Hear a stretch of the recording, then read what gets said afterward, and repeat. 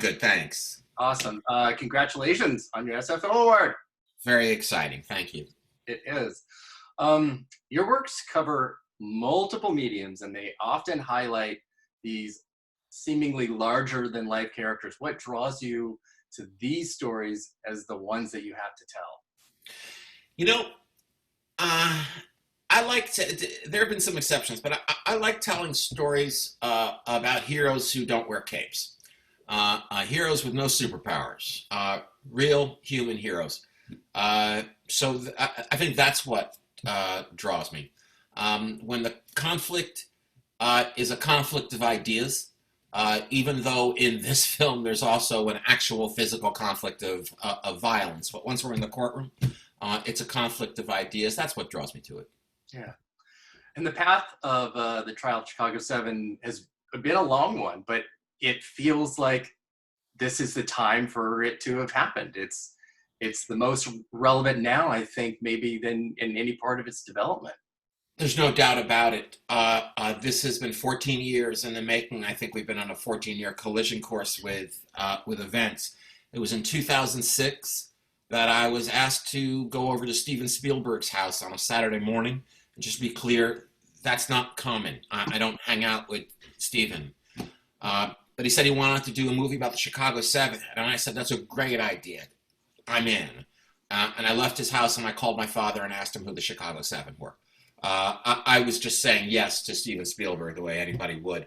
Yeah. I had a lot to learn, and there are about a dozen good books written about it, some of them by the defendants. There's a 21,000-page trial transcript, but most critically, I got to spend time with Tom Hayden, who was alive back then. He passed away a few years ago.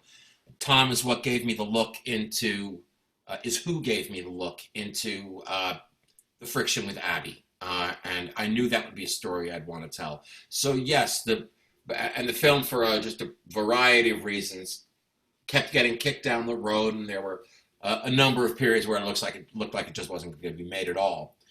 And then Donald Trump started running for president and won.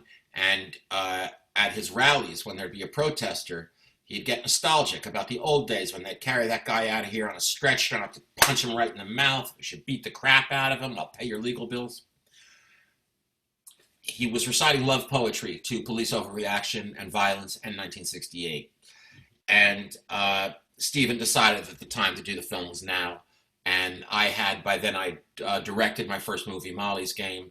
He was sufficiently pleased with that he thought I should direct Chicago 7.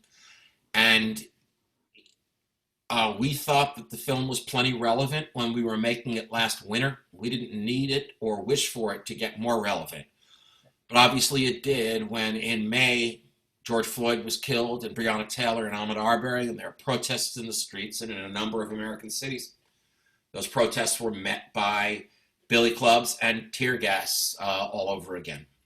Yeah, it's shocking yet not shocking at the same time, and it's definitely a film that I think anyone that sees it is going to be able to recognize and feel something for.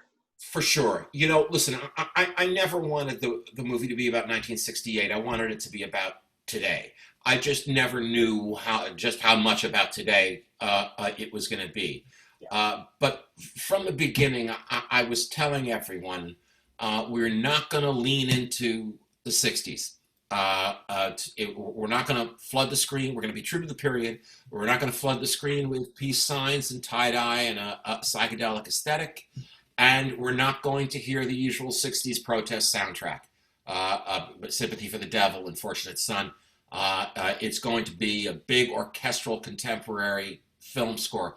I want as little as possible to come between the audience and the story that they're seeing on the screen. Like I said, I had no idea that it wasn't going to be difficult at all for the audience to understand that this was about today. Absolutely. Aaron, thank you so much. And again, congratulations. I really appreciate it. Thank you very much. Awesome. Take care.